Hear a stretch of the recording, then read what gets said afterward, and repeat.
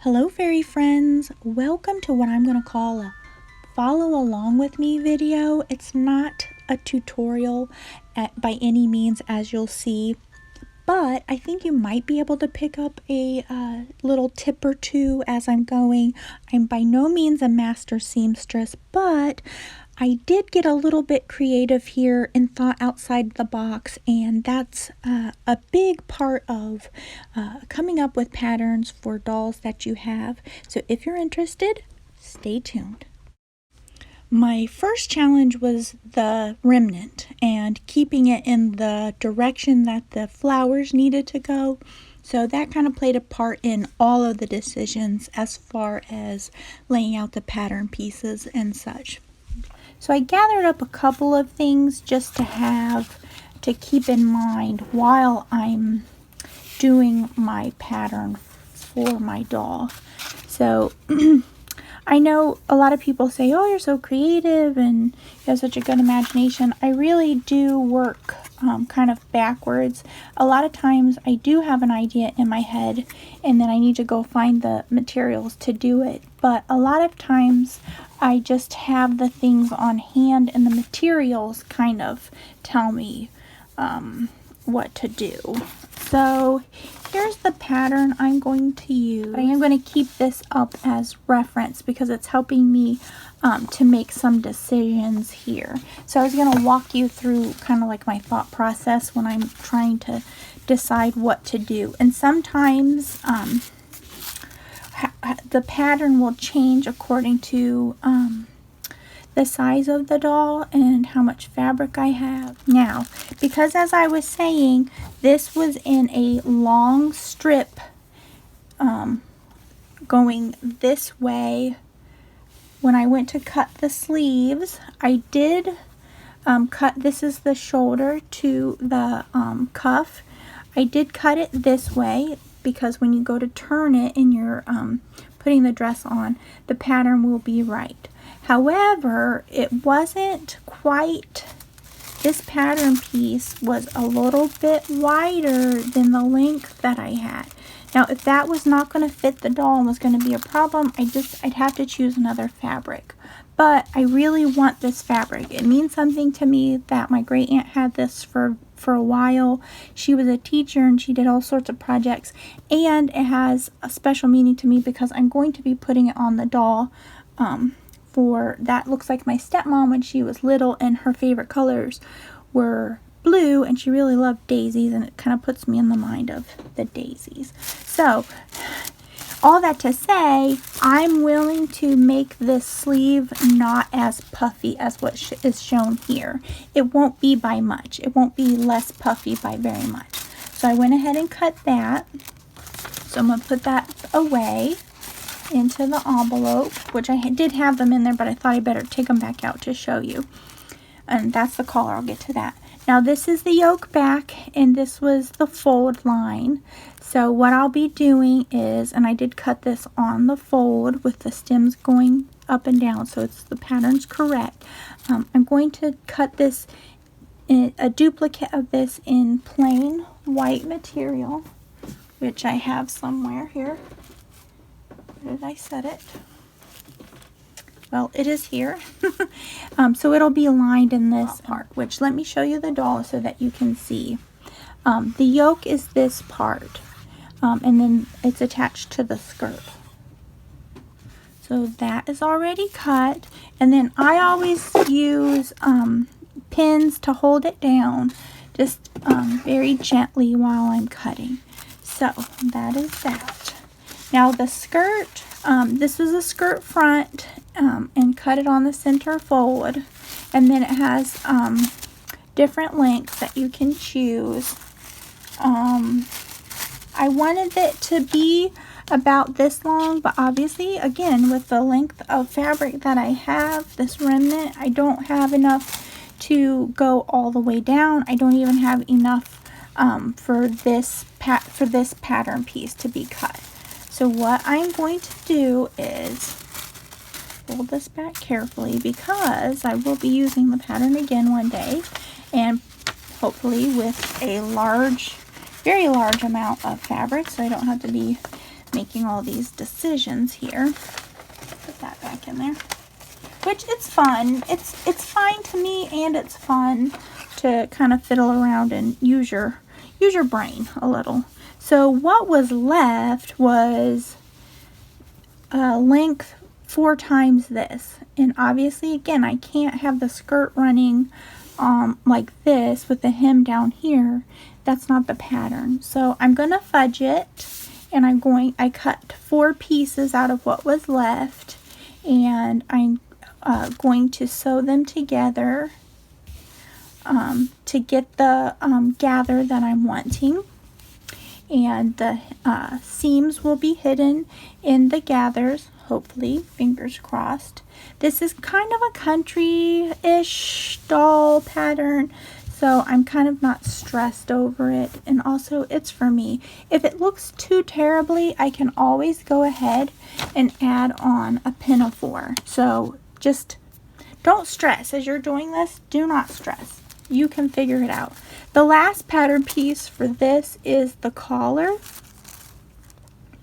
and I'm gonna wait on that. The reason being is I'm not exactly sure how it's gonna look, and that's something I can cut and add later. Now, it can't be in this fabric. Now, this is calling for, this pattern is showing all that same fabric.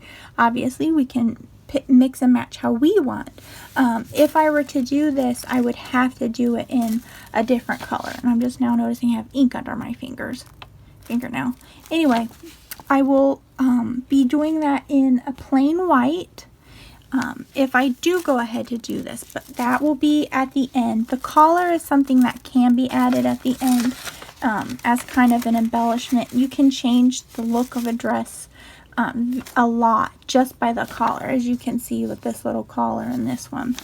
So back to my materials that I have.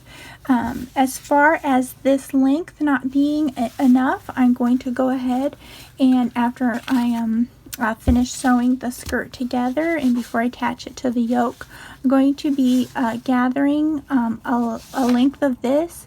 So there's some gathers in it already, and then I will be adding it to the hem to get that length. And now it's going to kind of depend on as I eyeball it to see how much of that lace looks cute and what looks overdone. So as I said in the beginning, this isn't a sewing tutorial per se, it's more of a follow along with me. So when I go to sew these pieces, I'm going to use the time-lapse feature so I can speed up a little and not use up a lot of time in this video. Also, don't want you guys to get any more bored than you already are. But if anybody wants to see a minute-by-minute video where maybe I break it up into 2 to 3 parts, let me know in the comments. So here we go. You guys, I wanted to be by the window so I could have more light. So I don't normally sew on this table. I usually sew on my wooden farmhouse table. So that's why the sewing machine is bouncing around like an ATV here.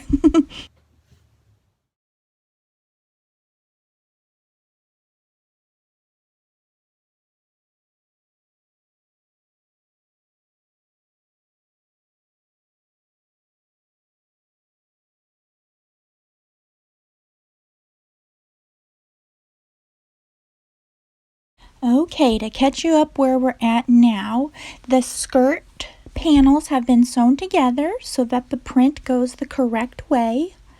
And I believe after I pressed it, you can't really see the seams. And I lined it with the plain white fabric. So that gives it a little bit more thickness, so it'll lay how I want it to on the doll. And I think you'll agree that the white material behind that really makes that look brighter and crisper. Now here's the front yoke, and I did do that in the white, and it does look like I might have snipped just a little bit too close there, but we can deal with it. And the reason I did it in the white is because I didn't have enough material to do facing for it in the correct manner. The print isn't laying correctly, although it probably wouldn't have mattered on the inside of the dress, but whatever. I did have, however, enough for the back of the yoke to finish it out in the same material. So basically what I'll be doing is attaching here. I'll be sewing at the shoulders and leaving the arms open because I'll have to sew on the sleeves, and then that will be open for me to gather up the skirt and attach on the skirt. And as far as the sleeves, you did see those get sewn, and those are puffy enough. I didn't really want to add bulk in the arms by putting a liner in it. Didn't feel like it was necessary. There's enough fabric here that that's going to gather really nicely. Turn these right side out. And again, we'll go ahead and get the doll just to test it out. This is where push comes to shove. You'll find out whether or not you've goofed up big time or not. This is where we'll fiddle around and see how long we'd like these sleeves. And a lot of this depends on how the body is constructed. I say that a lot with the dolls. Spin that down. She's got plenty to gather right here. It's not a big puffy type of a sleeve. I think I even got a little bit more puff to it there. And her forearms go all the way up to here. So we can choose to sew here, and I'll probably end up hand sewing that after I get it on there and see what I want, because I don't know if I want to put lace on it or a little ribbon on the trim or leave it plain. You know, you kind of pick and choose as you're going. You don't want to overdo it on some certain things. You don't want to overdo it on the lace or the ribbon.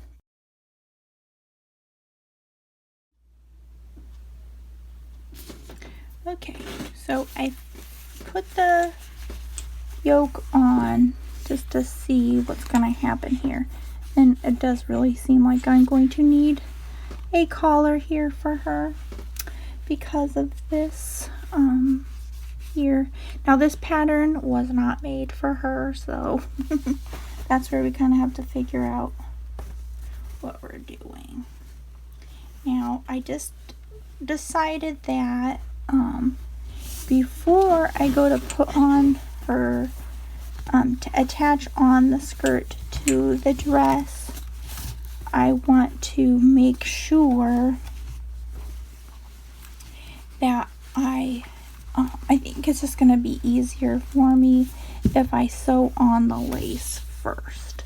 So I'm liking how this is turning out. Now I'm going to go into time lapse again while I fiddle with this lace. My problem is I want to add some length to the bottom of the skirt, but I don't want to overdo it on the lace and ruin the look of the dress.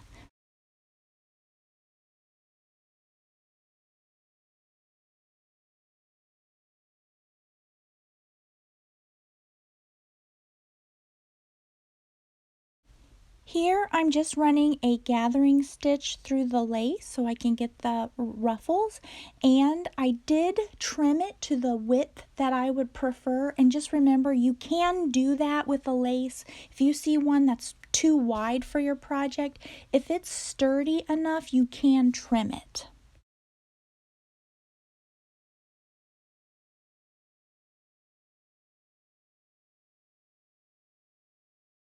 Well guys, here she is all finished.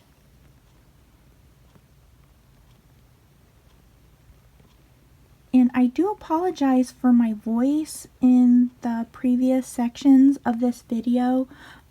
Going back to it now that I'm feeling better, I realized my pain was ramping up in my pinched nerve, and so my voice was really strained. I didn't actually realize how bad off I was until I started to listen to myself, and I thought, wow, that doesn't even really sound like me very much.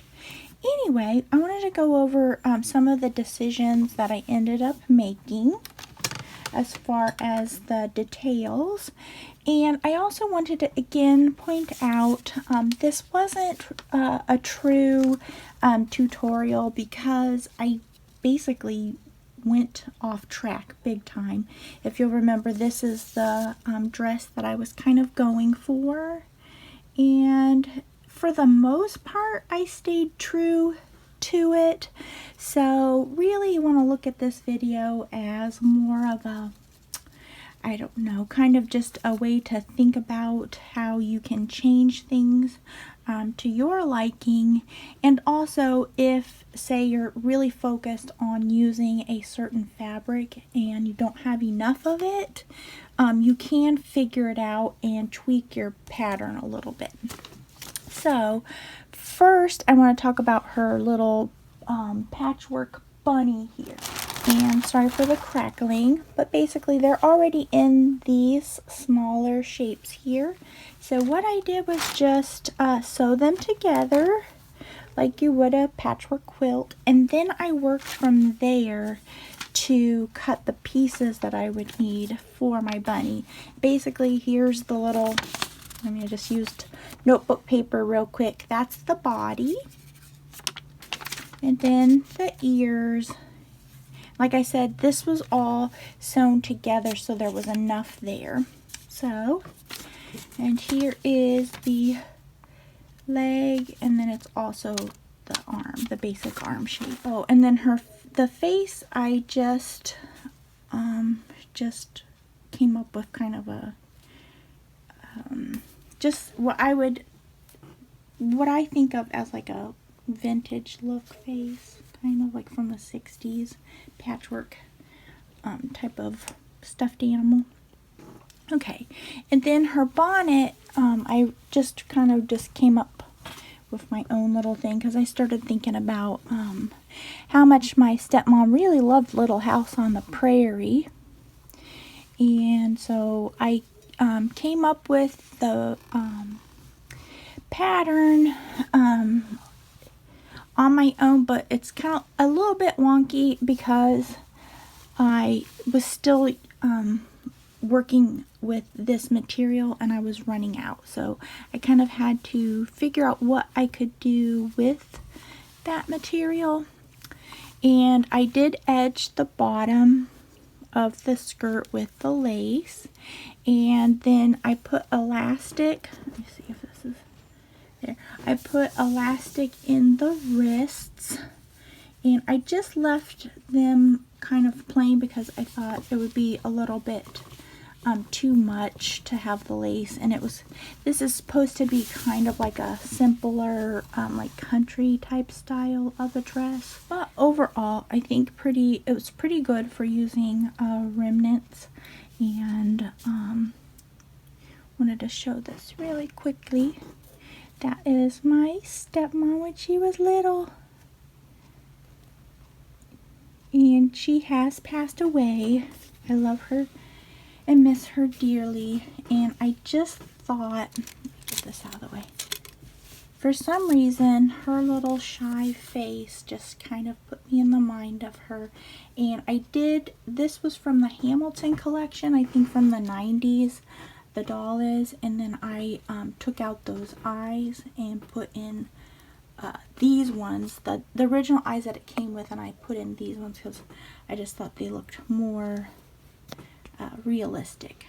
That'll do it, everyone. If I skipped over something, I know I didn't go over attaching the sleeves. I did that by hand, but if you have any questions, please do put them in the comments below.